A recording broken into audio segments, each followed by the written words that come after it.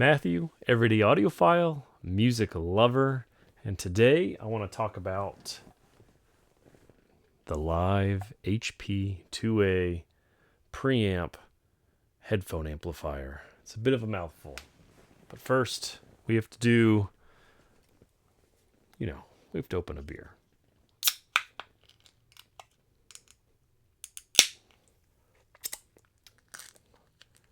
So today we're having the Petacolis Hive Dive. It's golden honey ale. It's nothing fancy about it. It's only 5%. It's a Sunday when I'm recording this, and I got work tomorrow. So can you blame me? I'm gonna have one more sip. Well, let's do this.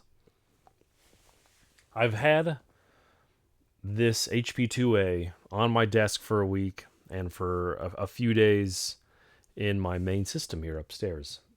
And I feel like I've gotten a good feel on what it brings to the table. And I'm going to say outright, for the asking price of $2,700, this is a much better product than the DAC. I'm going to say it. I love the DAC, but this thing is just better. All right, let's talk about why. So, externally, it looks very similar to the DAC, right? We have our front panel here with two balanced connections and unbalanced connection for headphones. And on the back, you have the XLR inputs, XLR outputs, and RCA outputs. From what I understand, you can run all of these outputs at the same time. I have not gotten to test that yet, but I will soon, hopefully. One thing that became really obvious as I started listening to it is that it is voiced very differently than the DAC. The DAC is very detailed in the top end, a little bit of sparkle there, whereas the preamp here is a little bit more mellow, a little bit more laid back. I would even go so far as to say it gives you some of that tube character that you want, like that second order harmonic, but without the downside of tubes. Now, I love tubes, and I love tube preamps, but if you like that sound, but without having the tubes themselves, I think this is a great choice, to be honest. Let's go through, though, from, let's say, bottom to top. Let's talk about the low end, let's talk about the mids, and then let's talk about the highs. The lows, just as any preamp should do, it is transparent as can be there. It is detailed, it goes down deep. I had no issues with soundstage separation on the low end instruments. That all was gorgeous. So it does what a preamp should do, right? It's transparent. The mids is where I make this reference to being a little bit more laid back. I get this sense from it, comparing this to the Topping L30, which is the preamp I was using downstairs, that this is just a little bit warmer. A little bit more warmth on that frequency response curve, I guess you could say. And it does wonders for just how listenable this is. In my system downstairs, I'm playing it with the DAC, and by the way, it pairs beautifully with the DAC. It's almost like he made this warmer to pair with the DAC so that you had the perfect system. But downstairs in my office, I pair this with two A3 monoblocks going into some bookshelves and then some REL subs. And if I didn't have this system upstairs, that system would be an endgame system. I think for most people, it is way beyond. I mean, it's endgame. That's the only way to put it. So mid-range, lovely. Female vocals, lovely. Jazz, lovely. Everything's lovely. When we get to the highs, this is where I say that laid backness, it's just a little bit more relaxing. It's not like the highs roll off. It's just that it doesn't put as much presence into them as the DAC does. And I think that has to do with the harmonics. and that's why it balances so well with the DAC. That said, it does require careful DAC pairing. So I can't pair this as well with my favorite audio DAC, my S5, because the S5 is already a little bit laid back of a DAC. It's got a little bit more warmth and bass hump than the Harmony DAC does. And so while it was an okay pairing, like it'd probably pair well with the Class D amps that Harmony's or LAiV is going to come out with, I don't think that DAC, the Audio S5, and this preamp would pair well with tube amps.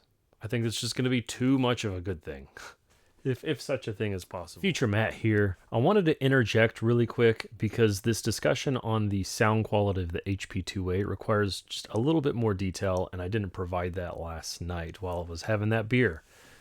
So, first things first, Soundstage. This is something that the LAiV does very well, and it actually surprised me a bit on my Riga RS10s. So these speakers using the BMR unit, it's a balance mode radiator. It's already a pretty thin speaker front to back as far as Soundstage is concerned. When you look at a normal traditional speaker with its pistonic drivers, you could get a Soundstage that is 10, 20, 30 feet deep, even deeper when you get into the Magicos or Rockports or Wilson speakers. But these BMRs, I'm generally only getting a little bit forward of the speaker to maybe 5 or 6 feet back from the speaker. So it's not thin, but it is thinner than a traditional speaker, of an equivalent price point. The one thing that the LAiV did so well is that it actually expanded that. It brought it more into the realm of what I would consider a competing speaker at this price range.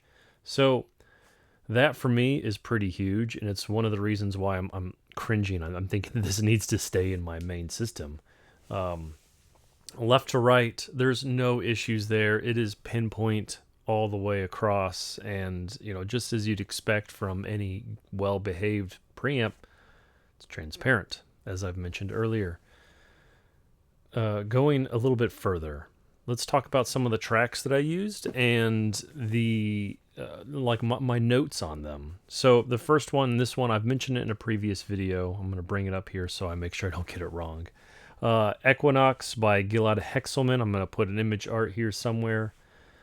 The first 2 minutes of this track really tell a lot for me on the DAC performance, tell a lot on the preamp and amp performance, everything across the line, because this track has so much air in it. You can hear how big the room is on a DAC that is incredibly resolving, on speakers that are incredibly resolving. And compared to the integrated amp that I was using before, which, again, it's old. It's Riga Illicit Mark III back from like 2005. This HP2A, I mean, it's great.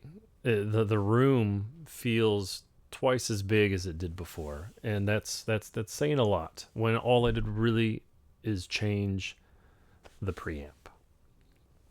Next, Abraham Alexander has a Electric Deluxe Sessions album. It's a collection of 3 or 4 tracks. Heart of Gold is the one that I want to talk about. It's one of the first songs that he ever wrote, and you can tell when he's singing it, the emotion that he has in it. And the warmth of this preamp goes a long way to making you feel connected to the music.